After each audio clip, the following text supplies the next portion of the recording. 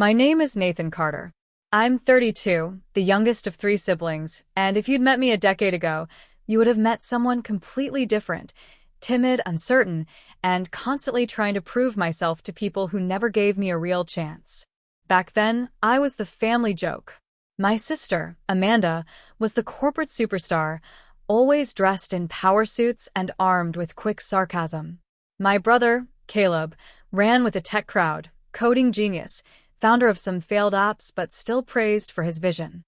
And then there was me, Nathan, the guy who wanted to start a branding studio from a shared apartment, working part-time at a local print shop while dreaming of building something real. They laughed when I said I wanted to help small businesses look like Fortune 500 companies. Amanda told me, "People like you end up designing menus for taco trucks," and Caleb once changed my LinkedIn title to aspiring freelance intern just for laughs. Mom scolded him, but she laughed too. Now, I sit in a corner office on the 24th floor of a glass building in downtown Los Angeles. The floor-to-ceiling windows reflect a skyline I used to look up to from the street. My business, Carter Creative, grew slowly, then all at once. One good client turned into 3, then 10. Last year, we acquired a mid-sized branding agency, the same one my sister now works for. But she doesn't know I'm behind it. Not yet. I hadn't spoken to Amanda or Caleb in over 2 years. It wasn't a fight, not really. Just silence. When you're constantly humiliated, you stop showing up. At family dinners, they pass around jokes like dishes. Caleb mocking my cheap blazer, Amanda whispering, "You still doing that little logo thing?" I just smile through clenched teeth. But one Thanksgiving I left early and never came back. Until now. This morning, I got a formal invitation to attend a strategy retreat for Brandcore Collective, the company Carter Creative absorbed. It was being held at an estate in Malibu. The new executive director wanted all team leads to attend. Amanda was one of them. So was Caleb. Apparently he'd been brought on as a UX consultant last fall. I didn't sign the letter. I had my operations director, Elise, handle all internal communications. I wanted to walk in cold. Driving up the Pacific Coast Highway, my nerves buzzed with caffeine and something harder to name, old wounds dressed in a new suit. I wore a charcoal blazer with dark jeans, tailored and simple, and I trimmed my beard extra clean. My reflection in the rearview mirror didn't look like someone who'd been mocked by his family. It looked like someone who owned the damn road. The retreat house was massive, white stone, glass walls, staff in black polos moving around with iPads. The kind of place Caleb once joked I'd only see if I worked the valet stand. I stepped out of the Tesla rental and handed the keys to a kid who couldn't have been more than 20. He looked at me like I belonged there. That felt strange. Inside, people were mingling near a breakfast bar. There was espresso, green juice, fresh fruit. I scanned the room, half expecting Amanda to jump out with a punchline, or Caleb to sneak up and whisper something mean like old times. But they weren't in the main hall. "Mr. Carter?" A staff member with a clipboard approached me. "Would you like to head to the conference lounge? The other leads are assembling." "Of course," I said, smoothing down my jacket. My voice felt calm, but my pulse was racing. We walked down a sleek hallway into a sunlit room with high ceilings and plush leather chairs arranged in a circle. There were a dozen people, most of them mid-level managers I didn't recognize. But 2 of them made my chest tighten. Amanda was sitting confidently, legs crossed, tapping away on her phone like she owned the place. Her honey blonde hair was tied up in a stylish knot, and she wore a pale blue suit I'd seen once in a fashion spread. Caleb sat near the window, hoodie pulled over a branded t-shirt, his sneakers planted wide like he was in a dorm lounge. Neither of them looked up. I didn't say anything. I walked to the seat at the far end of the circle, where the main facilitator usually sits. A few people glanced my way, unsure. Amanda didn't seem to register me at first. Then her eyes lifted, and they froze. "Nathan?" she said slowly, her voice caught somewhere between shock and confusion. Caleb turned sharply. "Wait. What the hell are you doing here?" I gave a measured smile. "Didn't think your little brother would be running with the big dogs, huh?" Amanda blinked. "You're part of Brandcore now." Before I could answer, Elise walked in. Good morning, everyone, she said, holding her tablet. Thank you for being here for the first leadership roundtable with Carter Creative's executive team. Amanda sat up straighter. Caleb blinked. I leaned back slightly in the chair, crossing one leg over the other. Let's get started. For the next hour, I didn't look at either of them directly. I discussed integration strategies, projected client portfolios, and the coming rebranding rollout. I spoke with clarity and command, my voice calm and steady. But I could feel Amanda's stare like a burn on my skin.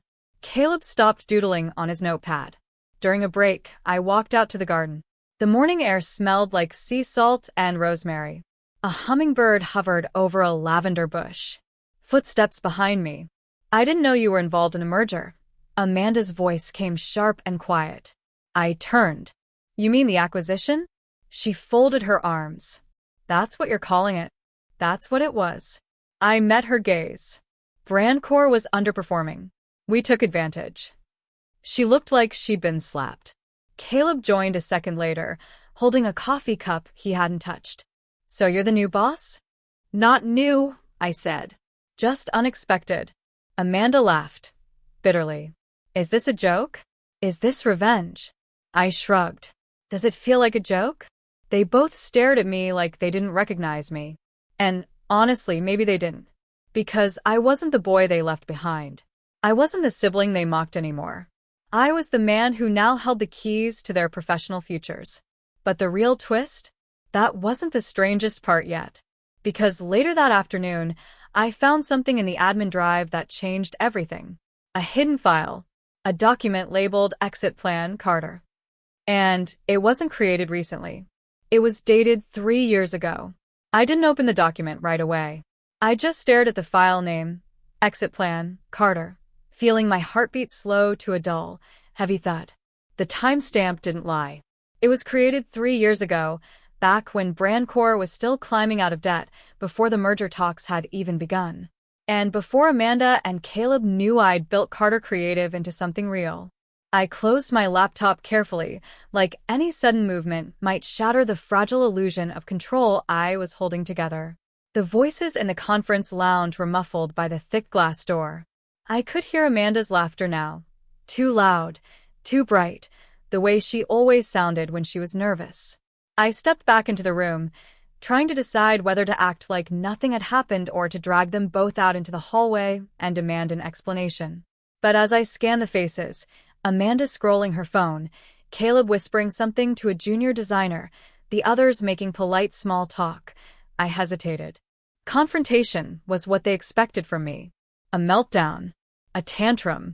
I wasn't giving them that satisfaction.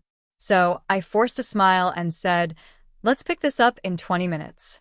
Make sure you've reviewed the integration memo Elise sent this morning. They all nodded. Amanda didn't look up. Caleb's eyes flickered to mine for a fraction of a second before sliding away. As the others filed out, I stayed behind, standing by the whiteboard. My mind was a storm, snatches of old memories swirling with the present. Amanda smirking as she handed me a $20 bill when I couldn't cover my share of a restaurant tab. Caleb scoffing when I printed my first business cards at the copy shop. You'll never be a real entrepreneur, he'd said. You're playing dress up. And now they were sitting in a room I owned, working for a company I had built from scratch. Yet somehow, even in victory, I felt sick. I reopened my laptop and clicked on the file. It was a PDF, 12 pages long. A proposed plan to force me out of a potential acquisition scenario. My name appeared over and over in bullet points that made my chest ache. If Carter is involved in the deal, recommend strategic exclusion from the transition team. Potential for instability. Carter has limited corporate experience and could compromise integration. Perception issue. His background is not consistent with the Brandcore ethos. I skimmed the names at the bottom. Authored by Amanda Carter. Reviewed by Caleb Carter. I swallowed against the acid rising in my throat. So this wasn't just an old internal document. This was a plan my own siblings had drafted to ensure I'd never have a seat at the table. Even if I'd approached them as a partner, they would have found a way to shut me out. My hand was shaking as I closed the file. I reminded myself to breathe, inhale, Exhale like I used to when panic attacks struck in my 20s. Back when I'd lie awake in my tiny apartment, wondering if maybe they were right. Maybe I was just pretending. But no, not now. I stood there for a long moment, composing myself. When I stepped out into the hallway, my face was a mask of calm. I found Amanda standing by the catering table, stirring honey into her tea. Her eyes lifted to mine, and something flickered there, wariness, maybe. Or recognition that I wasn't the same person she'd humiliated for years. "You look like you've seen a ghost," she said lightly. "Just catching up on paperwork," I replied. "Good." She forced a smile. "I'm glad you're finally getting some real experience." The words were innocuous on the surface, but I heard the old tone beneath them, the condescension that used to cut deeper than any overt insult. I didn't answer. Instead, I watched her sip her tea, and I wonder how many times she'd rehearsed ways to keep me small. Later, during the afternoon session, I noticed Caleb studying me. His pen hovered over his notepad, never moving. Every time I spoke, he looked at Amanda before making any comment, as if seeking silent permission. That was the first clue.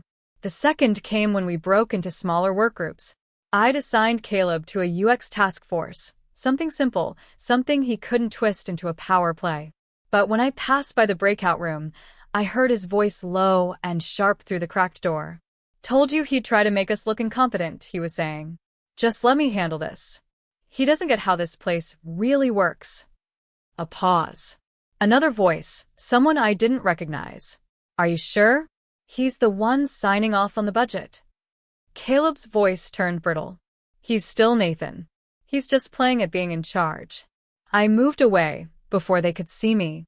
That night, I checked into my hotel, a minimalist suite overlooking the ocean, and sat on the bed with my laptop balanced on my knees. I pulled up the project timelines, the integration spreadsheets, the HR rosters. And slowly, a pattern emerged. Over the past 6 months, Amanda and Caleb had maneuvered to control most of BrandCore's internal processes. Hiring decisions, vendor contracts, even project approvals had been funneled through their hands. It wasn't paranoia. It wasn't imagination. They'd been consolidating influence in preparation for the merger, because they never expected the company to end up under my authority. They thought they'd be the ones dictating who stayed and who was sidelined. And now, they were scrambling to figure out how much I knew. I closed my laptop and rubbed my temples, exhaustion and adrenaline tangled in my veins. It wasn't just business to them. It never had been. This was personal, some twisted extension of our childhood power dynamic, writ large in budgets and org charts. I thought about confronting them right then, calling them into a late-night meeting to lay everything bare. But something held me back. For once, I had the upper hand. I had information they didn't know I possessed. And the prospect of using it, of watching them squirm under the weight of their own schemes, was intoxicating. Maybe that made me petty. Maybe it made me just like them. But in that moment, I didn't care. I slept badly, dreams full of Caleb's scornful laughter, Amanda's clipped voice, my own shame. When dawn broke over the water, I sat by the window and told myself I wouldn't let them see me rattled. At breakfast, Amanda tried to corner me again. "So," she began, all breezy charm, "what's your plan after this? Are you going to stay involved in day-to-day operations? Or just check in occasionally?" I lifted my coffee to my lips, meeting her gaze over the rim. "I'm here for the long haul," I said. "I think it's time to make some changes." Her smile faltered just enough for me to see it. As we reconvened in the lounge, I could feel the temperature shift. Every time I spoke, Amanda's eyes narrowed. Caleb leaned back in his chair, arms folded, projecting indifference. But his leg bounced under the table, nervous energy he couldn't suppress. They were afraid. It wasn't obvious, not yet.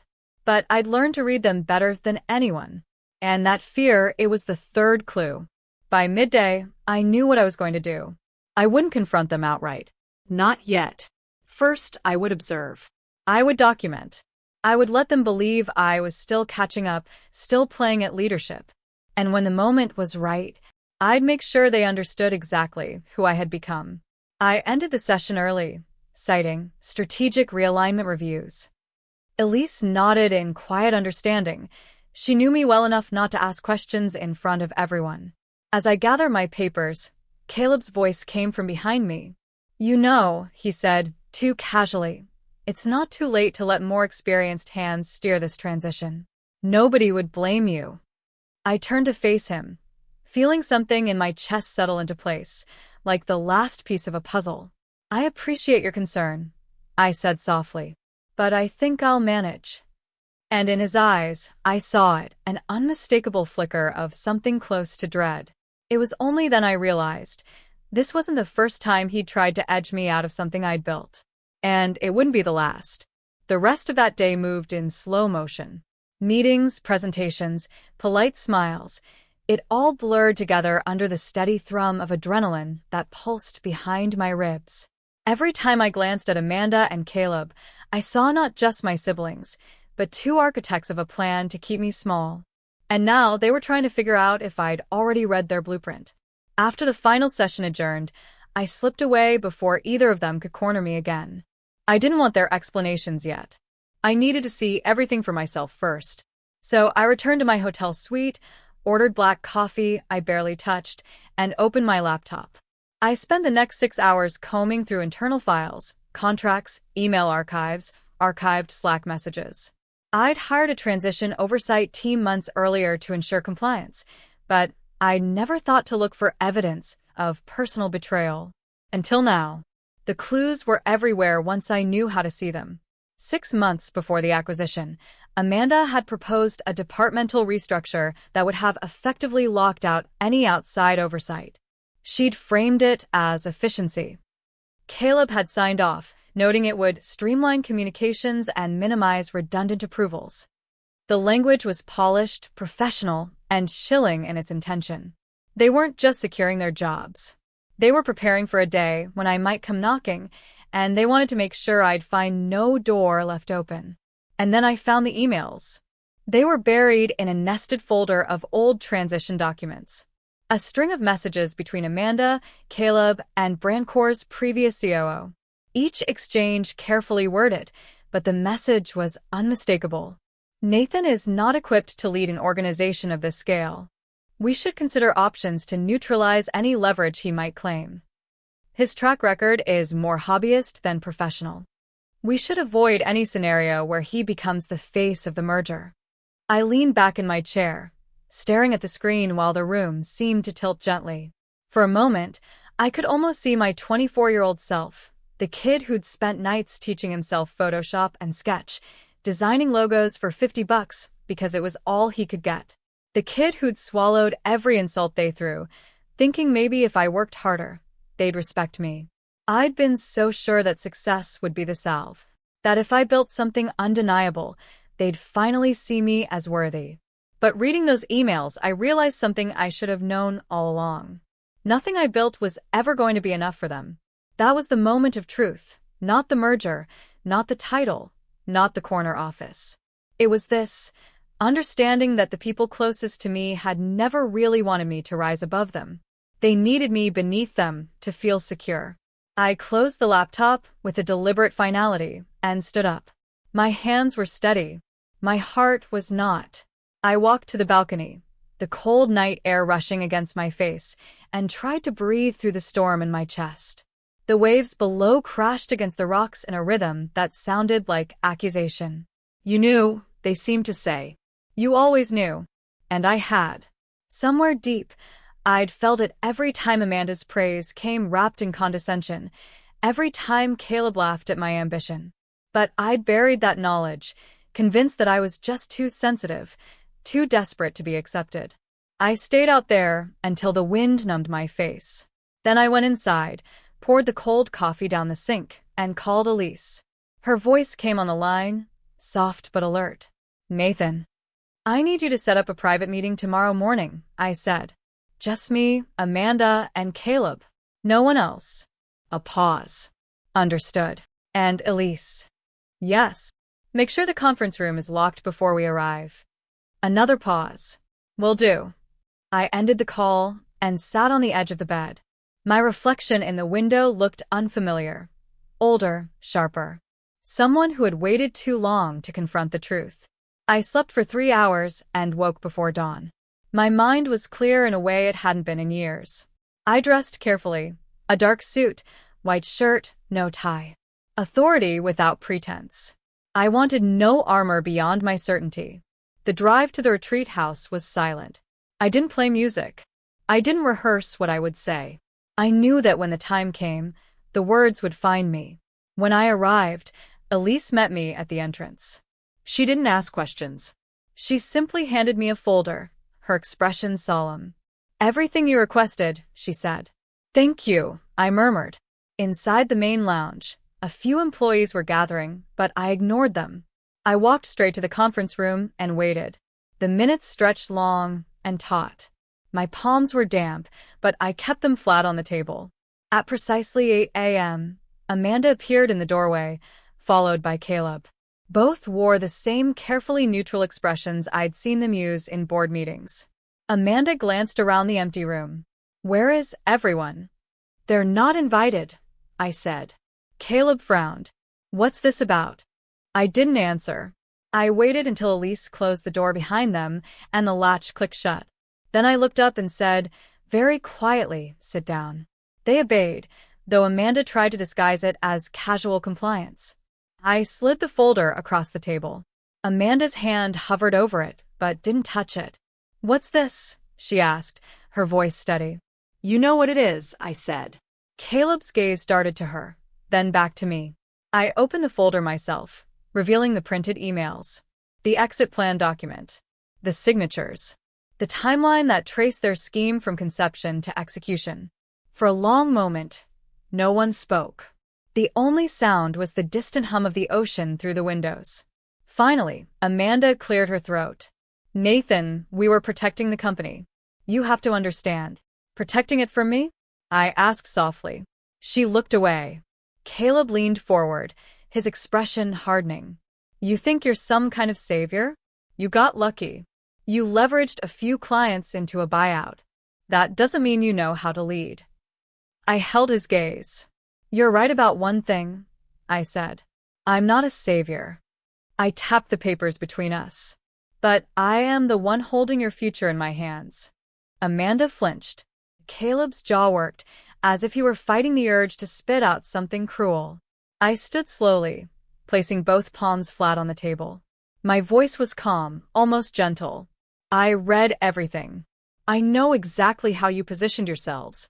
I know exactly how you plan to erase me." Caleb swallowed, his bravado flickering. Amanda whispered, "Nathan, please." I cut her off. Don't pretend this was anything but self-preservation. I've spent my whole life giving you the benefit of the doubt. I'm done." They were silent. The moment stretched into something brittle and electric. This was the undeniable truth. The people I'd loved the most had spent years preparing for my failure. And even now, faced with evidence, they couldn't quite bring themselves to admit it. I took a deep breath. "You want to know the difference between then and now?" Neither answered. I looked Amanda in the eye. "Then I needed you to believe in me. Now I don't need you at all." Caleb's face went pale. Amanda reached for the papers as if to gather them up, to hide the proof, but her hands were trembling too badly. For the first time in my life, I felt taller than both of them. I walked to the door, hand on the knob, and paused just long enough to say the words I'd waited years to say. "This meeting is over." And I left them sitting there, in the wreckage of their own design. I didn't go far. I walked down the hall to the glass terrace overlooking the cliffs. The wind caught the edge of my blazer and whipped it around my legs. My chest felt tight, but there was a clarity in the ache, like a wound finally exposed to air. Behind me, I heard the door creak open. Slow footsteps. Amanda's perfume, bergamot and something sweet, drifted closer. "Nathan." Her voice was thinner than I'd ever heard it. I turned but didn't step aside to let her join me by the railing. She hesitated a moment, then stood a foot away, arms folded protectively across her chest. She started, then closed her eyes. "I didn't think it would go this far." "That's the problem, Amanda," I said quietly. You never think past your own advantage.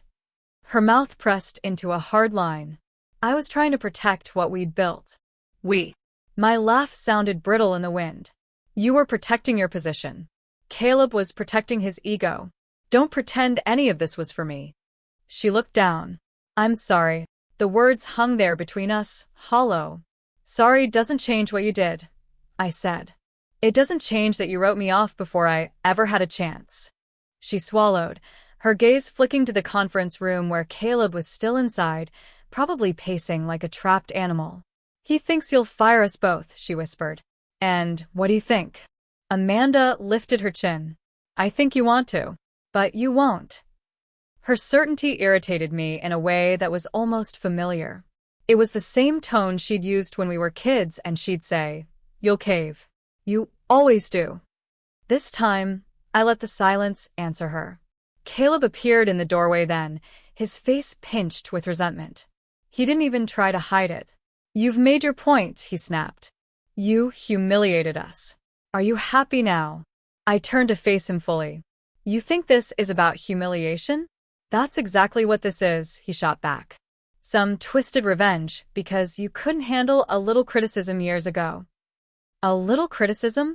My voice rose, sharp and clear. You spent years tearing me down. You both did. Every chance you got, you reminded me I'd never be good enough.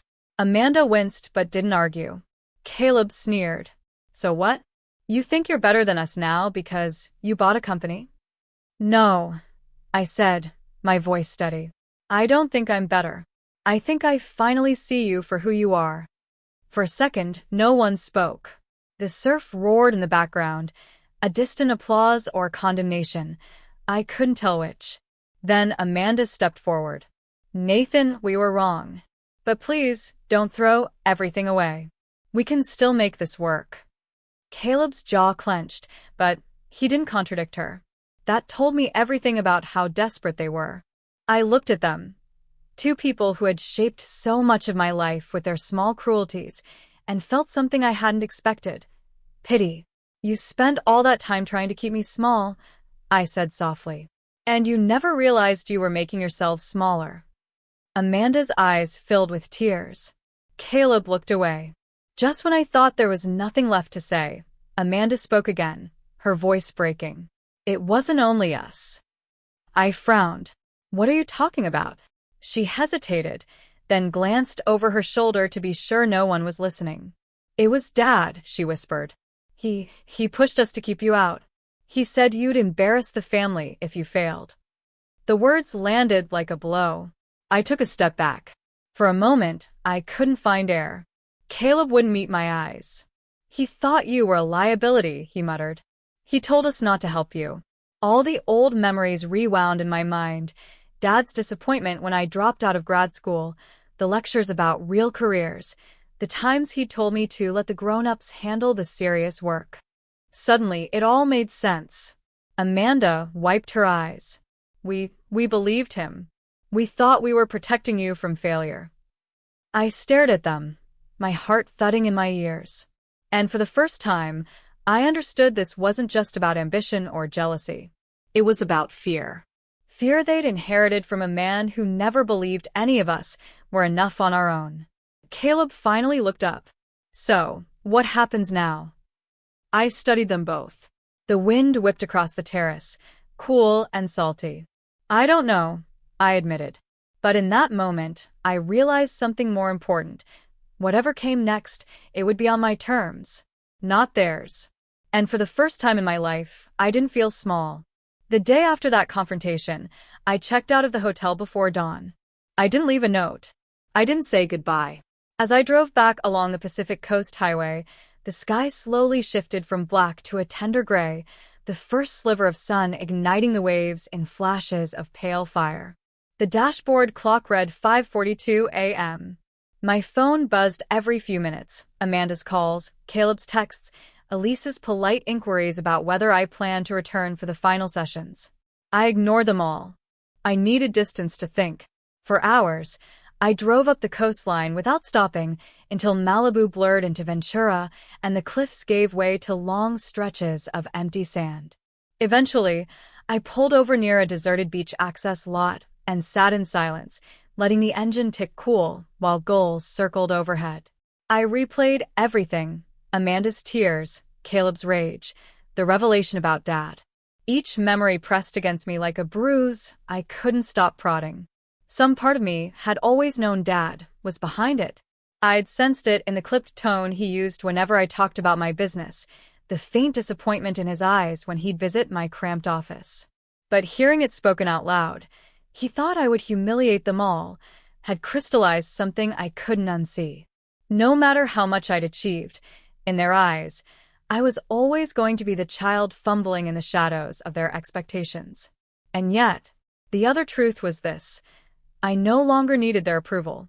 I watched the sun climb higher, warming the car interior until I had to roll down the window.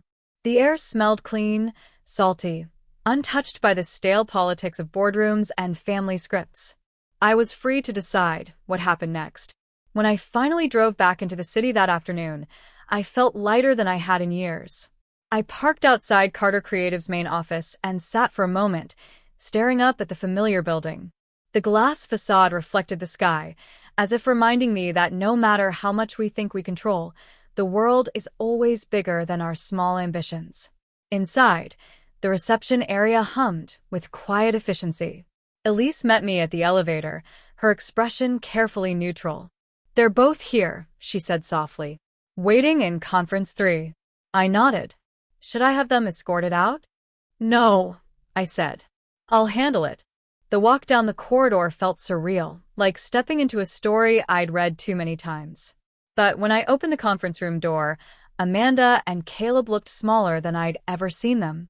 No arrogance, no smirks, just the hollow-eyed wariness of people who know the end is near. Amanda rose first. "Nathan, we need to talk." I held up a hand. "I'm going to speak, and you're going to listen." Caleb bristled, but for once, he didn't interrupt. I took a slow breath. "I've spent my entire adult life trying to earn your respect. Every late night, every risk, every success, I told myself it would finally make me worthy in your eyes." Amanda swallowed, her gaze dropping, but it was never going to be enough. Because this was never about my competence. It was about your fear, and Dad's fear, and the story you told yourselves, that if I succeeded, it would somehow make you smaller. No one spoke. I continued, my voice steady. "I don't need that story anymore. And I don't need either of you to validate who I am."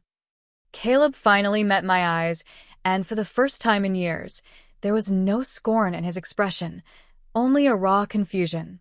"So what happens now?" he whispered. I opened the folder I'd brought with me and slid 2 sets of documents across the table. "Restructuring," I said simply. Amanda's fingers hovered over the papers. "You're firing us." "No," I said.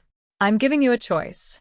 You can stay on in reduced roles, no decision-making authority, no influence over strategy. Or you can walk away with severance." Caleb let out a hollow laugh. "So, this is your revenge." I looked at him evenly. "No. This is me protecting what I built." Amanda's hand trembled as she flipped through the pages. "And if we stay?" "You rebuild your credibility from the ground up," I said. "You earn trust instead of assuming it." Silence. At last, Amanda closed the folder. "I'll stay." Caleb looked at her like she'd betrayed him, then back at me. His voice was ragged. "I'm not crawling for your approval." "That's your choice," I said. He stood, gathering nothing, not even his notebook. Without another word, he walked out. Amanda watched him go, her eyes wet but resolute. "I'm sorry," she whispered again. "I know," I said quietly. She left the room without looking back. I exhaled shakily, the last of the adrenaline finally leaving my bloodstream. Elise peeked in a moment later. "Are you all right?" I nodded, though I wasn't sure it was true. She studied me for a moment. "You did the right thing." "Maybe," I murmured. "Or maybe I just did what I had to." I spent the next few hours in my office, signing paperwork, fielding questions, overseeing the reassignments that would reshape the company. Through the glass walls, I saw Amanda returning to her new cubicle, No corner office, no title, just a workstation like any other employee. And despite everything, part of me ached for her. Late that evening, I finally headed home. The building was nearly empty, the echo of my footsteps reminding me how far I'd come from those first nights alone in my apartment, terrified I'd fail. I stepped into the elevator and pressed the button for the lobby. As the doors closed, I let out a breath I hadn't realized I'd been holding. It's done, I thought. It's finally done. But as the elevator descended, my phone buzzed. A number I didn't recognize. I almost ignored it. Almost. But something, intuition, dread, made me swipe to answer. Hello. A voice I hadn't heard in years rasped through the line. Nathan. I froze. Dad. There was a long pause, then a sigh. I hear you've been making some big moves. I gripped the phone tighter. My reflection in the elevator door stared back, older, unblinking. Yes, I said evenly. I have. His next words chilled me. Then you should know you haven't heard the whole story yet. The line clicked dead. The elevator stopped. The door slid open onto an empty lobby that suddenly felt cavernous. For a long moment, I didn't move. And in that silence, I realized this wasn't over. Not even close. Final shocking sentence. Just as I stepped into the dark, I knew someone else had been watching everything all along.